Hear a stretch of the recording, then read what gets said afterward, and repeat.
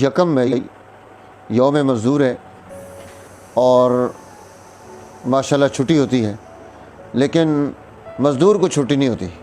اگر وہ چھٹی کرے تو اپنے گھر کا کچن نہیں چلا سکتا، اپنے گھر کی ضرورت پوری نہیں کر سکتا۔ تو یہ صرف ایک مزدور کے نام پر ایک دن منا لینے سے مزدور کے مسئلے تو حل نہیں ہوتے۔ اصل اس کے مسائل کیسے حل ہوں گے، اس کے لیے ہمیں کیا کرنا چاہیے۔ حضور نبی اکرم صلی اللہ علیہ وسلم کی زندگی کہ آپ نے سوسائٹی میں مزدوروں کے لیے جو کردار ادا کیا، بلکہ اللہ کے نبی جو ہے القاسم و حبیب اللہ، اسے اللہ کا حبیب اور دوست فرما رہے ہیں، جو کسب کرتا ہے، محنت کرتا ہے، کوشش کرتا ہے۔ تو گویا یہ ایک ضرورت ہے، اور اس ضرورت کو پورا کرنے کے لیے ایک اللہ کے نبی نے میکانزم دیا۔ وہ کیا تھا؟ اس حوالے سے ہمارے ساتھ حضرت شیخ الحدیث و تفسیر صاحبزادہ حضرت مولانا قاضی محمد یوسف صاحب دامت برکاتہ موجود ہیں، تو ہم ان سے اس حوالے سے پوچھتے ہیں، رہنمائی لیتے ہیں کہ وہ کیا چیز تھی اور آج ہمارے مزدور کو کیا کردار ادا کرنا چاہیے۔ حضرت آپ کو اس پر بریفنگ دیں گے انشاءاللہ۔ نحمد و نصلی علی رسول الکریم ولیس للانسان الا ما سعی، صدق اللہ العظیم۔ محترم ناظرین، یوم مزدور ہے، یکم مئی یوم مزدور ہے کہ پوری دنیا میں مزدور اور محنت کش لوگوں کو یاد کیا جاتا ہے، ان کی قربانیوں کو دیکھا جاتا ہے۔ دیکھا جائے تو دنیا کا پورا نظام محنت کش کی مزدوری کے نتیجے میں وجود میں آتا ہے۔ اگر محنت کش طبقہ موجود نہ ہو تو دنیا میں انسانی زندگی کی کوئی ضرورت یہ پایہ تکمیل تک نہیں پہنچ سکتی۔ اس لیے قرآن حکیم نے سعی، محنت کو اور انسان کو لازم اور ملزوم قرار دیا۔ اس لیے ہمارے فقہاء اور محدثین کہتے ہیں جو محنت کش طبقے ہیں، یہ محنت کرنے والے، مزدوری کرنے والے، اپنے ہاتھ سے کمائی کرنے والے، یہ معاشرے کا اصل طبقہ ہے۔ اس لیے ان کو سب سے زیادہ اہمیت حاصل ہونی چاہیے کہ معاشرے کو یہ دولت فراہم کرتے ہیں، وسائل فراہم کرتے ہیں، اپنی توانائیاں خرچ کرتے ہیں، اپنا خون پسینہ خرچ کرتے ہیں۔ اس لیے نبی اکرم صلی اللہ علیہ وسلم نے فرمایا 3 بڑے بڑے گناہ ہیں جن کو اللہ جل شانہ معاف نہیں کرتا، اور اس کے حوالے سے رسول اللہ صلی اللہ علیہ وسلم نے رہنمائی فرمائی۔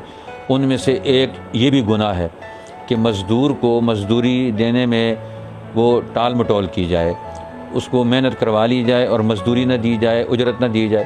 اس لیے آپ صلی اللہ علیہ وسلم نے فرمایا یہ سب سے بڑا گناہ ہے کہ اسے مزدور سے مزدوری کروائی جائے اور اس کا بدلہ اس کو نہ دیا جائے۔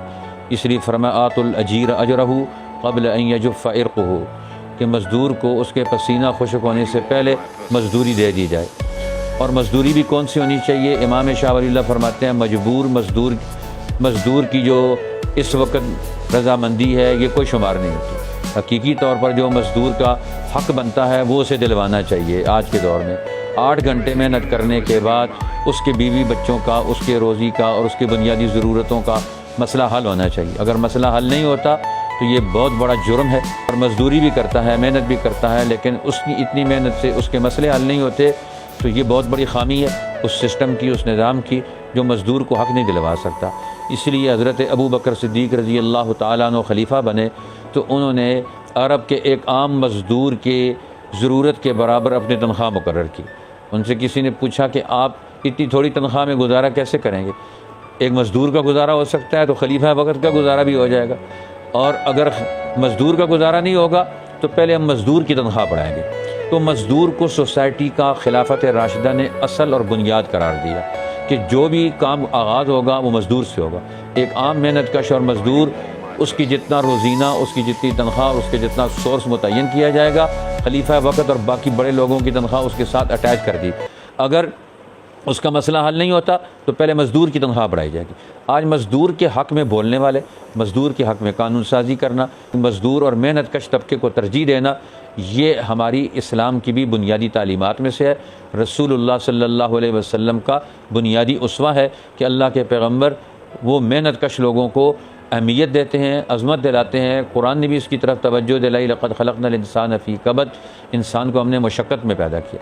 اس لیے جس قوم پر مفت خورے طبقے بغیر محنت کے قوم کے وسائل پر قابض ہو جائیں، امام شاہ ولی اللہ محدث دہلوی فرماتے ہیں یہ قوم زوال کا شکار ہوگی۔ ملک اور ملت اور قوم اور وطن کے حق میں جو اس کی محنتیں ہیں، کاوشیں ہیں، ہم ان کو سراہتے ہیں، اور مزدور طبقے کو، محنت کش طبقے کو جو اپنی محنت سے کمائی کرتا ہے، اس کو سلام پیش کرتے ہیں۔ اور آخر میں اپنے بزرگوں میں سے، اولیاء اللہ میں سے حضرت ابراہیم ابن ادم کا قول پیش کروں گا کہ انہوں نے کہا کہ ہم لوگ تقویٰ کی نہیں محنت کی کھاتے ہیں، کہ تقویٰ کی بنیاد پر، دین کے اعمال کی بنیاد پر ہم کسی سے کچھ وصولی نہیں کرتے، ہم اپنے محنت کی بنیاد پر کھاتے ہیں، تقویٰ کی نہیں محنت کی کھاتے ہیں۔